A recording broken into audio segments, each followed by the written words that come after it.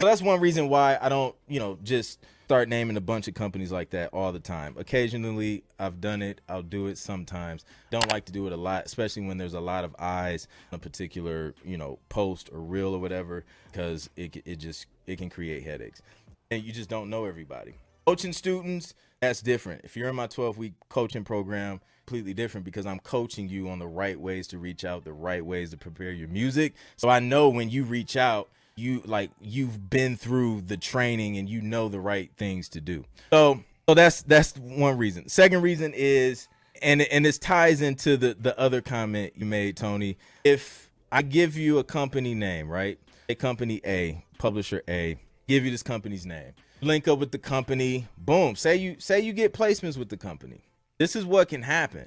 Something can go south with the company shuts down, or company gets bought out by a bigger library, or publishing situation changes, which affects splits. Now all of a sudden you like, yo, I don't think I want to work with this company anymore. Now we're back to square one. Like, okay, this relationship fell through. So what do I do now? Like, I gotta keep these tracks working for me. I gotta keep pitching so I can keep the royalty checks coming. Cause once those stop, we got issues now because y'all playing with the money, right?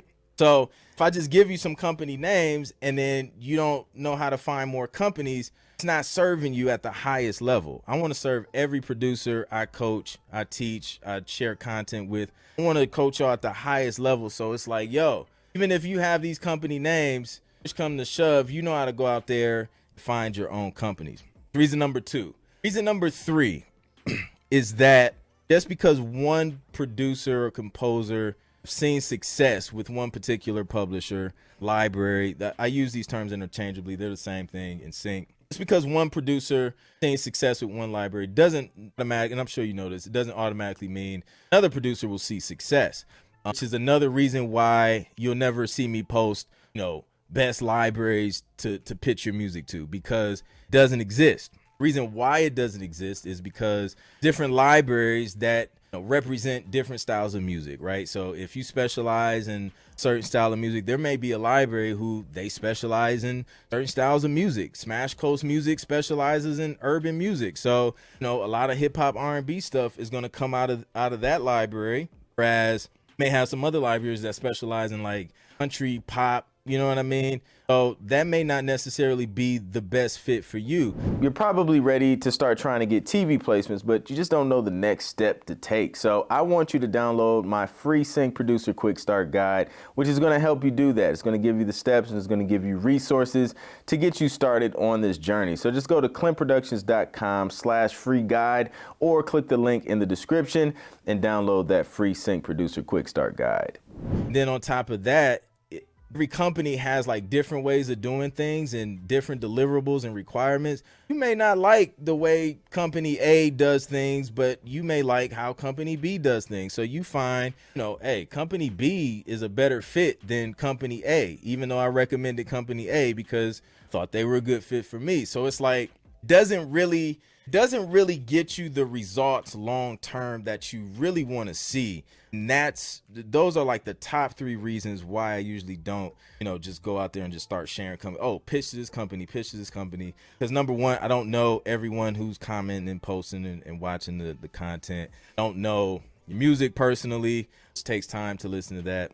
I don't know it's just a lot of different variables that we just don't know. So it's like, instead of saying these are the best libraries to reach out to, or these are libraries that, would be a good fit for you, why not teach you how to find the libraries and how to figure out if they are a good fit for you. So that way, no matter what situation you're in, you're going to be better prepared to shift, do whatever you got to do to keep things rolling as far as your sync career is concerned. So that's why I don't do that. So now I want to dig into the importance of like why this is important and the reasons why it's important to learn a system or a process in order to see success long term in sync. Because the second question, which is I really want to dig into that, we'll dig into that later, but because it seems like you're kind of in that situation, and I would like for you to kind of give us some details on what happened with the first deal. Because usually what I'll say is So let me go back because I want to make sure I read it right. Okay, so you landed one contract with a music library, didn't go anywhere. So now what I would like to do is like, yo, let's backtrack to the first deal that you landed. Because if you landed a deal before, that's a good sign. Like you're doing something right. And I like you mentioned before, like you've gone through production school, like you're not new to this, right? So how did you get that first deal? And then can we look and see, okay, what do we do to get the first deal, and can we replicate that, get ourselves into another deal? That's the first question I would ask in regards to that first deal. So like, how did that joint come about? And we can try and reverse engineer it, because success leaves clues. So if you've seen success, at least gotten that far, like a lot of producers don't even get the deal. You got the deal. So that's dope.